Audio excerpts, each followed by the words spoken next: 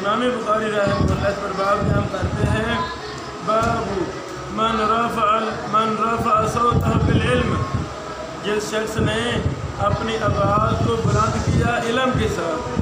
کیا مطلب؟ بطور ضرورت کوئی علمی پیغام دور تک پہنچانا ہے، مجمع زیادہ ہے، یا کسی بات پر زیادہ زور دینا ہے، اس کی اہمیت کو واضح کرنے کے لیے طلبہ زیادہ ہیں، یا طلبہ شور کر رہے ہیں، استاد صاحب نے ڈانٹنا ہے، تو ظاہری بات ہے اونچی بات سے کہے گا تو سارے چپ ہو جائیں گے، جو مقصود تھا وہ ان تک پہنچ جائے گا۔ مختلف وجوہات کی بنا پر اونچی بولنے میں کوئی حرج نہیں ہے۔ بعض جو مطلق طور پر اونچے بولنے کو برا سمجھتے ہیں تو ان کی بات غلط ہے۔ امام بخاری ان کا رد کر رہے ہیں، جو قرآن کریم میں ان انکر الاصوات لصوت الحمیر کہا گیا ہے، اس سے یہ علمی بات مراد نہیں ہے کہ میرے سامنے 500 بندہ بیٹھا ہوا ہے تو میں ایسا بولوں، اونچی نہ بولوں، یہ مراد نہیں ہے، وہاں اور مراد ہے، وہاں اور مراد ہے۔ علم کے لیے آواز اونچی کرنے میں کوئی حرج نہیں ہے۔ توجہ فرمانا، امام بخاری رحمہ اللہ حدیث نمبر 60 کی سند بیان کرتے ہیں، قال حدثنا ابو نعمان عارم بن الفضل قال حدثنا ابو عوانہ عن ابی بشر عن یوسف بن ماہکا یا ماہکن، دونوں طرح ٹھیک ہے۔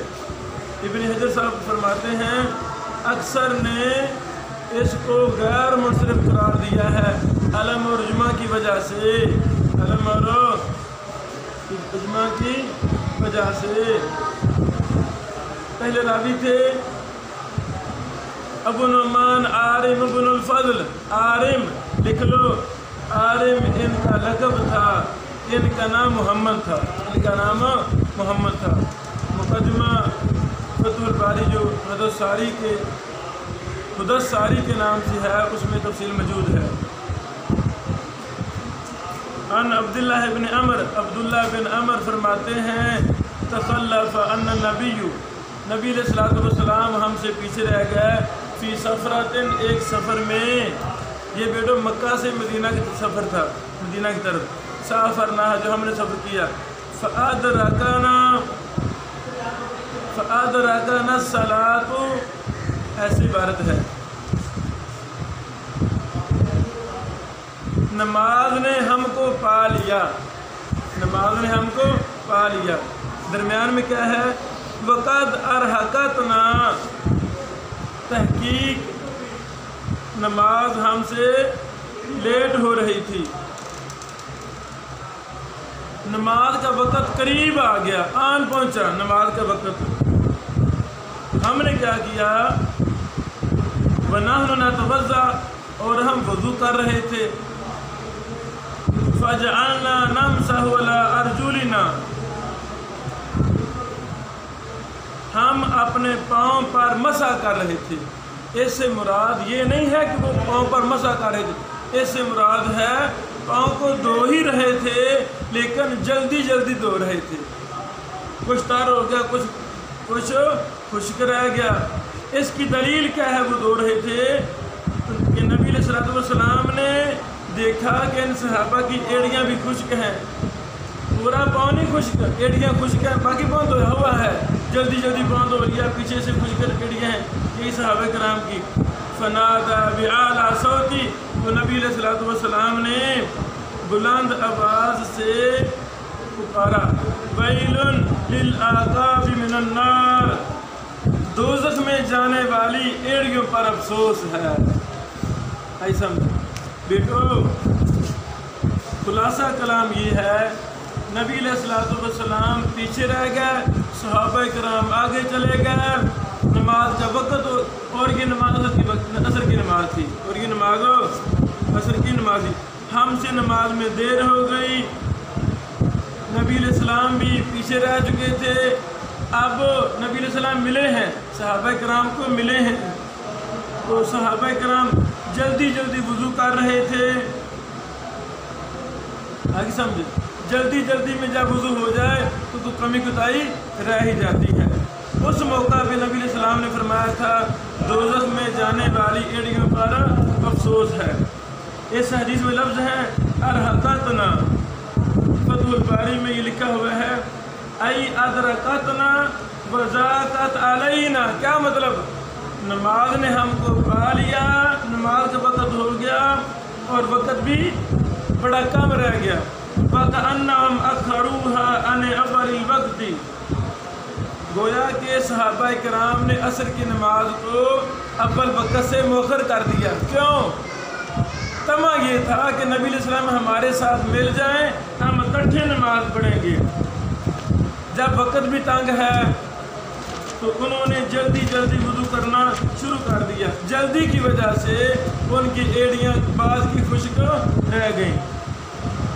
جب نبی علیہ السلام نے دیکھا تو فوراً ان کو ڈانٹا, رد کیا. وہ اللہ کے بندو جن کو دو وہ بعض گمراہ فرقوں میں سے کہتے ہیں پاؤں پر مسح کرنا چاہیے, دھونا نہیں چاہیے. ان کا رد ہو رہا ہے کہ پاؤں کو دھونا ہے, پاؤں کو دھونا ہے. جرابیں یا موزے مسح کر کے جرابیں یا موزے باوضو حالت میں پہنے ہوں تو پھر ان پر مسح کرنا جائز ہے. صرف پاؤں پر, نہ موزے ہیں نہ جرابیں ہیں, پاؤں پر مسح کرنا جائز نہیں ہے. ائمہ محدثین نے اس مسئلے کو اتنی اہمیت دی کہ انہوں نے اپنے عقیدے کی کتابوں میں بھی اس مسئلے کا ذکر کیا. اللہ اکبر. ایسا حالانکہ پاؤں کو دھونے کا مسئلہ یہ عقیدے کا مسئلہ نہیں ہے, لیکن جب کوئی قوم, کوئی لوگ جس دور میں کسی شرعی مسئلہ کا مذاق اڑانے لگے, انکار کرنے لگے, اس کی اہمیت کے پیش نظر اس حدیث کو, اس مسئلے کو اجاگر کرنے کے لیے جس طرح ہم عقیدے پر زور دیتے ہیں, اسی طرح اس مسئلے کو بھی دین ایمان سمجھ کر اس پر زور دینا چاہیے. اور یہی مقصود تھا ائمہ محدثین کا. اس پر ہم نے جو کتب عقیدہ شائع کی ہے نادر نایاب, ان کی شروحات میں ہم نے تفصیل اس پر لکھی ہے. بیٹو آخری بات لکھ لیں, یہ حدیث آگے بھی 2 دفعہ آ رہی ہے. صحیح بخاری 96 نمبر حدیث اور 163 نمبر حدیث. مسلم میں بھی یہ ہے 571 نمبر حدیث, 571 نمبر حدیث.